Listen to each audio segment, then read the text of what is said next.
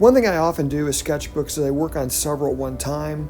Today I thought I'd show you one that's side by side to show you how I go about that.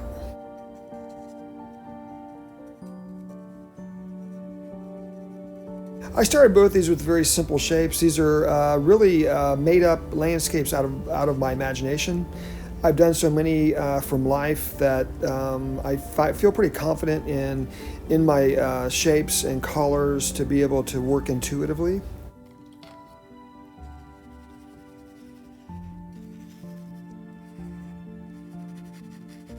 I chose to show you both of these sketchbooks in mid-zone, kind of the midway part. I think you can still see the lines I put down to start the shapes.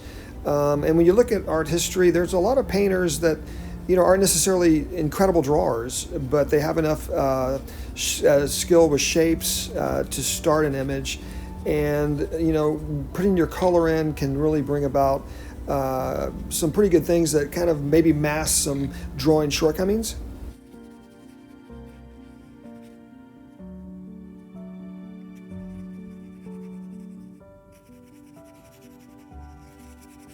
Sometimes I wrestle with what to show. I've shown quite a few techniques and procedures on my playlist, and I often talk about these with my students in class. But I think that I want to do that. I want to make this channel a little different in terms of showing what I do, and hopefully you can learn just from watching me do these methods.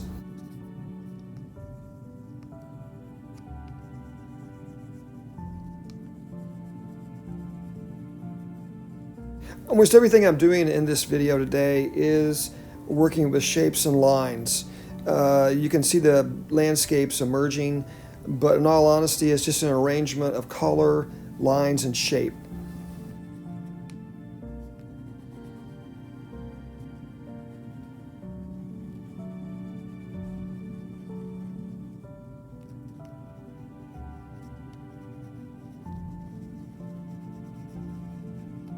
And here I'm going to just kind of scan back at some of the pages in both of these sketchbooks. You can see there's a lot of them are kind of mid-zone. They aren't finished, but I wanted to show you just how I start them and work my way up and really just continue layering and layering. And that's my best advice for all of you is to, if you're starting off, is to don't get discouraged on your first layer. Drawing and painting is totally about building those surfaces up.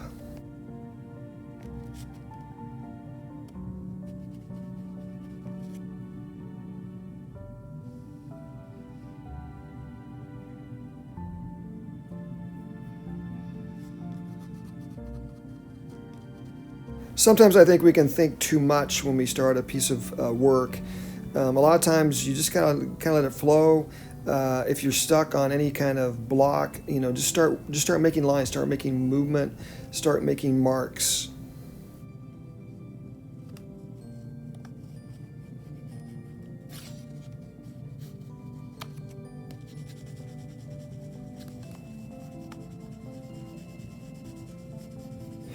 As I've spoken in previous videos, I love transparency and opacity. Right here I'm putting kind of a treetop over top of the bridge, but I'm letting the bridge show through. It kind of gives a sense of different, the layers can show the history perhaps of my mythology.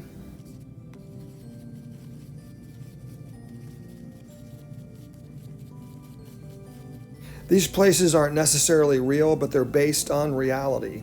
And that's how the surreal effect I try to maintain in both my sketchbooks and my final works.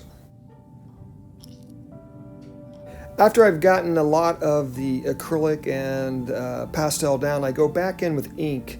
Ink is one of my favorite things on paper. I even put ink on canvas, but the ink can kind of solidify the line. And once again, I see my work as being part painting and part drawing.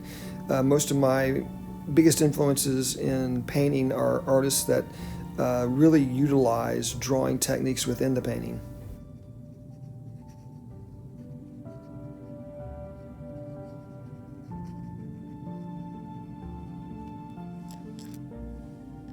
I often mix the inks right in the bottle side by side, and that gives me different colors.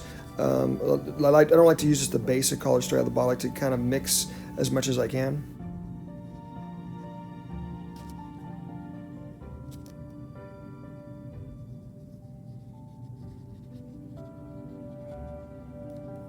And here we are so far. I'm not finished with these pieces. I didn't want to finish them today, but I wanted to show you where they are, about probably 60 to 70% finished.